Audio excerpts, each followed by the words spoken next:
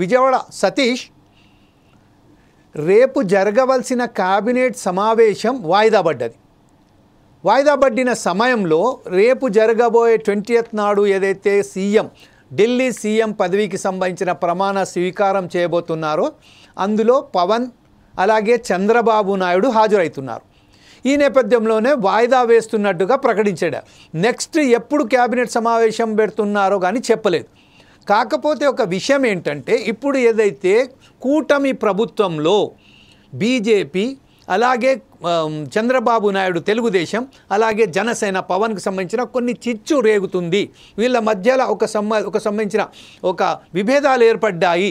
ఈ నేపథ్యంలో కేబినెట్ సమావేశానికి ఇదే అదనుగా భావించి వీళ్ళు కేబినెట్ సమావేశం వాయిదా వేశారని చెప్తున్నారు. దీని మీద పూర్తి సమాచారం, గ్రౌండ్ రిపోర్ట్ ఏంటి?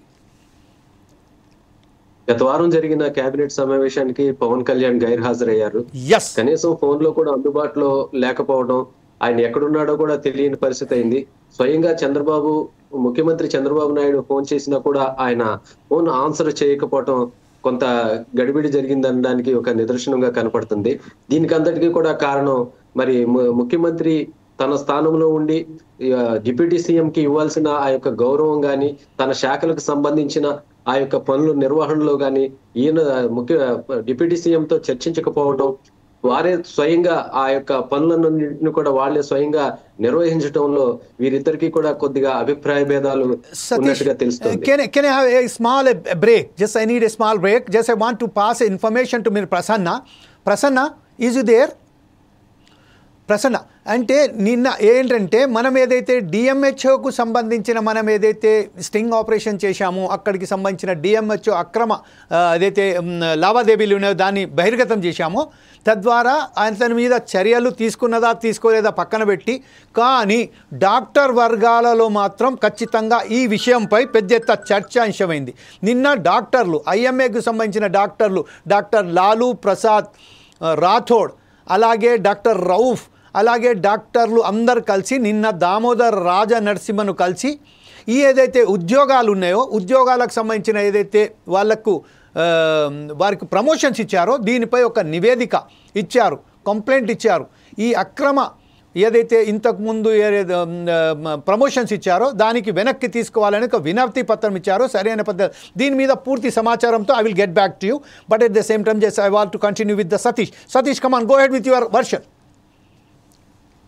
పవన్ కళ్యాణ్ తన అభిప్రాయాల్ని మరి ప్రభుత్వంలో తాను చేయవలసిన పనులు కూడా ఆయన ఏమాత్రం కూడా ఆమోదించడం కానీ వారితో చర్చించడం కూడా జరగట్లేదని చెప్పేసి బయట నుంచి ఒక వార్త వినపడుతుంది. మరి ఈ నేపథ్యంలో మరి పవన్ కళ్యాణ్ తదుపరి మరి కేబినెట్ కి హాజరవుతారో లేదో అనే విషయంలో మరి అనుమానాస్పదంగా ఉంది.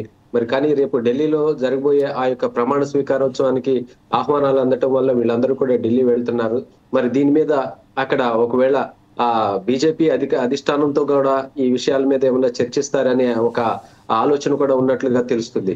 మరి పవన్ కళ్యాణ్ తన యొక్క స్వయం ప్రతిపత్తి కలిగిన ఆ పంచాయతీరాజ్ సంబంధించిన ఆ యొక్క శాఖలన్నింటినీ కూడా ఆయన నిర్వహించడానికి ఆయన సిద్ధంగా ఉన్నాడు. మరి రాబోయే వేసవిని అంచనా వేసుకుని నీటి కొరత లేకుండా చూడాలని కూడా తన శాఖకు సంబంధించిన అధికారులకు ఆయన ఆదేశాలు ఇచ్చారు.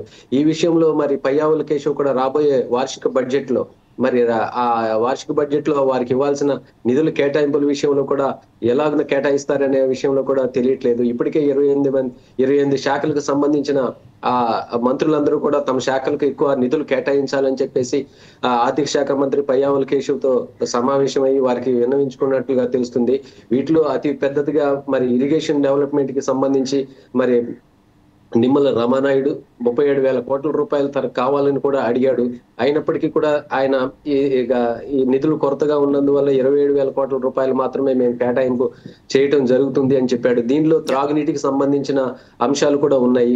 మరి వీటన్నిటి మీద మరి ముఖ్యంగా పవన్ కళ్యాణ్ డిప్యూటీ సీఎం తన శాఖలను కేటాయింపు విషయంలో మరి చంద్రబాబు వారిద్దరు కూడా చర్చించుకుంటారా, లేకపోతే వారు ఇదే విధంగా కంటిన్యూ అవుతారా అనేది కొంచెం అనుమానాస్పదంగా. సతీష్, రేపు జరగబోయే ఢిల్లీ సీఎం ప్రమాణ స్వీకారానికి చంద్రబాబు నాయుడుకు ఆహ్వానం వచ్చిందని ఖచ్చితంగా తెలుసు. కాకపోతే పవన్ కళ్యాణ్ కూడా ఆహ్వానం వచ్చినట్టుగా, పవన్ కళ్యాణ్ కూడా అక్కడికి వెళ్తున్నట్టుగా ఏమైనా సమాచారం అధికారికంగా మీ దగ్గర వచ్చిందా? లేకపోతే కేవలం మనం పత్రికలలో వస్తున్నారు సీఎం చంద్రబాబు నాయుడు అలాగే పవన్ కళ్యాణ్ వెళ్తున్నట్టుగా ఏదే పత్రికలలో వచ్చిందో ఆ వార్తలు, దీనికి ఎవరైనా ధృవీకరించారా? లేకపోతే ఇలాగనే కేవలం చంద్రబాబు నాయుడు మాత్రమే హాజరవుతున్నారా? పవన్ కళ్యాణ్ కూడా ఆయన కూడా ఆహ్వానం అందినట్లుగానే వారికి సంబంధించిన ఆ యొక్క పార్టీకి సంబంధించిన నాయకులు చెప్తూ ఉన్నారు. వీరికి నేరుగా వారి ముగ్గురికే కాకుండా లోకేష్ కి, పవన్ కళ్యాణ్, చంద్రబాబుకే కాకుండా ఇంకా బీజేపీ నాయకులకు, ఇంకా స్థానికమైన తెలుగుదేశం పార్టీ నాయకులకు కూడా ఆహ్వానం అందినట్లుగా ఆ యొక్క పార్టీలు తెలియజేస్తూ ఉన్నాయి. రైట్.